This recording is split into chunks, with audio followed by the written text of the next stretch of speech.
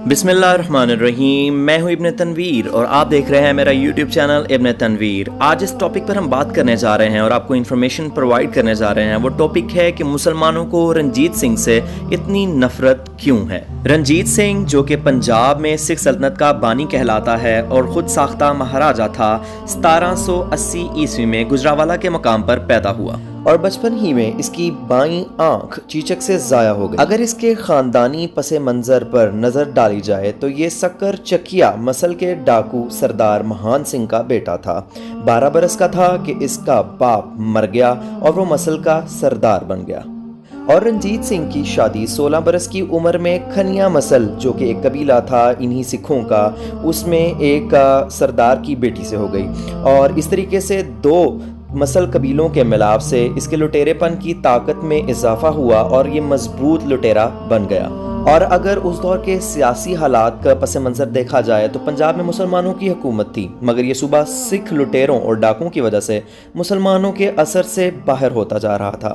شاہ زماں ولی کامل احمد شاہ عبدالی رحمۃ اللہ تعالیٰ علیہ کے نواسے نے سکھ لٹیروں کو سبق سکھانے کے لیے پنجاب پر حملہ کیا، مگر سکھ اسے دیکھ کر بھاگ گئے اور اپنی پناہ گاہوں میں جا چھپے۔ شاہ زمان رحمۃ اللہ تعالیٰ علیہ نے اب انہیں ڈھونڈنے کی سرتوڑ کوشش کی، مگر ناکام رہے، کیونکہ وہ جنگلوں، پہاڑوں اور مضبوط قلعوں میں بھاگ کر چھپ گئے تھے، اور شاہ زمان چونکہ کابل سے آئے تھے اس لیے انہیں واپس آنا پڑا، کیونکہ ان کی عدم موجودگی میں ان کے دارالحکومت میں بغاوت کے آثار نمایاں ہو چکے تھے۔ ان کے بھائی نے علم بغاوت بلند کر دیا تھا، اس لیے انہیں لاہور اور پنجاب کو اسی حال پر چھوڑ کر کابل واپس جانا پڑا۔ لاہور چونکہ سکھ لٹیروں کے قبضے میں تھا اور ان کی لوٹ مار سے ہندو، مسلم، سکھ سبھی تنگ اور پریشان تھے۔ آخرکار سکھ لٹیرے رنجیت سنگھ نے 19 برس کی عمر میں لاہور پر قبضہ کر کے قتل و غارت کا بازار گرم کیا۔ رنجیت سنگھ نے پنجاب کی بیٹیوں کے ساتھ بادشاہی مسجد میں ریپ کی داستانیں رقم کی۔ سرکاری حساب کے مطابق 30,000 اور جبکہ غیر سرکاری حوالہ جات کے مطابق 80,000 نوجوان مسلمانوں کی بیٹیوں سے بادشاہی مسجد میں ریپ کرتے رہے اور ان کی عزتوں کو پامال کرتے رہے، اور مسلمان بیٹیوں کی چیخیں پورے لاہور میں گونجا کرتی تھیں، اور سکھ سپاہی شراب کے نشے میں دھت ہو کر غیرت مسلم کو للکارتے اور اس کا مذاق اڑاتے تھے۔ 3 دن تک یہ قیامت خیز مناظر چلتے رہے اور بادشاہی مسجد میں بیٹیوں کی آوازیں گونجتی رہیں۔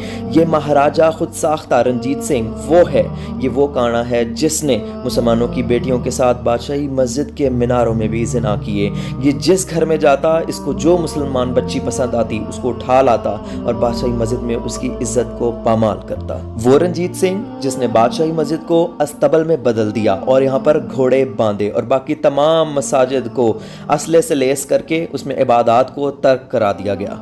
رنجیت سنگھ چونکہ ایک ڈاکو کا بیٹا تھا اور خود بھی پنجاب کا بہت بڑا ڈاکو تھا، لہٰذا اس نے پنجاب میں موجود خصوصاً لاہور میں موجود تمام تاریخی عمارتوں میں موجود قیمتی پتھر اور بیش قیمت جو بھی وہاں پر چیزیں موجود تھیں ان کو اس نے وہاں سے اٹھا لیا، اور مساجد، درگاہوں، مقبروں، قلعوں، حتیٰ کہ جہاں بھی کوئی قیمتی سامان ان کے ہاتھ لگتا یہ ڈاکوؤں سمیت اس سامان کو اٹھا کر لے جاتے۔ اور ظلم در ظلم کی انتہا تو یہ کہ اس کی ایک گھوڑی جس کا نام لیلا تھا، اس نے اس کی خاطر 30,000 انسانوں کا خون بہایا، اور پھر ملتان کے مسلمان نواب مظفر خان کو بما اہل و عیال شہید کر دیا گیا۔ ان کے چاہنے والے مسلمانوں نے نواب مظفر خان شہید سے بے پناہ محبت کا اظہار کرتے ہوئے اس پورے شہر کا نام ہی مظفر گڑھ رکھ دیا، جو آج بھی پاکستان میں پوری آب و تاب کے ساتھ آباد اور شاد ہے۔ لوگوں کی نواب مظفر خان سے محبت دیکھتے ہوئے پھر اس نے ملتان کے ارد گرد موجود تمام مسلمانوں پر ظلم ڈھاتے ہوئے ان سب کو ایک جگہ پر اکٹھا کیا اور مسلمان مرد عورتوں کی ابرو ریزی کی اور پھر مردوں کا قتل عام کیا۔ تو اس صورتحال کو پیش نظر رکھتے ہوئے بہت سے خاندان پنجاب سے دیگر علاقوں میں ہجرت کر گئے۔ کچھ خاندان مسلم علاقوں کی طرف پہنچے اور انہوں نے وہاں جا کر اس ظلم و بربریت کی داستانیں سنائیں۔ گردنواں میں بسنے والے مسلمان قوم خاص کر پٹھانوں نے دکھیارے خاندانوں کو اپنے گھروں کے بہترین کمروں میں اور حجروں میں پناہ دی اور خوشامدید کہا، لیکن جب ان خاندانوں نے وہاں پر موجود غیرت مند پٹھانوں کو بتایا کہ پنجاب بھر میں سکھوں کے مظالم بڑھتے جا رہے ہیں اور انہیں روکنے والا بھی کوئی نہیں، اور یہ کہ جس نے بھی غیرت ایمانی کا مظاہرہ کرتے ہوئے ان سکھوں کے خلاف علم بغاوت بلند کیا، انہیں اور اس کے خاندان کو آگ میں جھونک دیا جاتا ہے، خصوصاً پختونوں کو۔ ان کے بچوں کو نیزوں میں پرو کر پھر بھنگڑے ڈالے جاتے ہیں۔ جب یہ بات پختون قوم نے سنی تو وہ بپھر گئے اور سکھوں کے خاتمے تک کا ارادہ کیا اور ان کے قتال تک، ان کے صفائے تک، پنجاب سے ان کے صفائے تک وہ ان کے قتال میں مصروف رہے، اور اس دوران خود جو ان پر مظالم ڈھائے گئے اور ان پر جو ظلم سہنے پڑے پٹھانوں کو، وہ ایک الگ داستان ہے۔ اس کا ایک بیٹا تھا جس کا نام ہیرا سنگھ تھا، لہٰذا اس نے اپنے اس غلیظ بیٹے ہیرا سنگھ کے نام پر ہیرا منڈی جیسے غلیظ جگہ کی بنیاد رکھی اور جگہ جگہ سے طوائفیں بلا کر اس جگہ کو آباد کیا۔ لیکن یہاں اب میں ایک سوال رکھنا چاہتا ہوں کہ آج کا مسلمان کس طرف جا رہا ہے؟ کیا اتنی جنگیں سکھوں سے ہمارے آباء و اجداد نے اس لیے لڑیں کہ آج رنجیت سنگھ کا مجسمہ بادشاہی مسجد کے سامنے لگایا جائے؟ کیا بادشاہی مسجد میں ہماری مسلمان ماؤں بہنوں عورتوں کی عزتیں سکھوں نے اس لیے پامال کی کہ آج اس کا مجسمہ بادشاہی مسجد کے سامنے لگایا جائے اور اس کے نیچے شیر پنجاب لکھا جائے؟ نہیں، شیر پنجاب رنجیت سنگھ نہیں ہو سکتا۔ ہمارے بڑوں نے اتنی قربانیاں دیں، اتنی جنگیں لڑیں، اتنا قتال سہا، بیٹیوں کی عزتیں پامال کی گئیں۔ کیا یہ اس دن کے لیے تھیں کہ آج پاکستان میں رنجیت سنگھ کو شیر پنجاب کہا جائے؟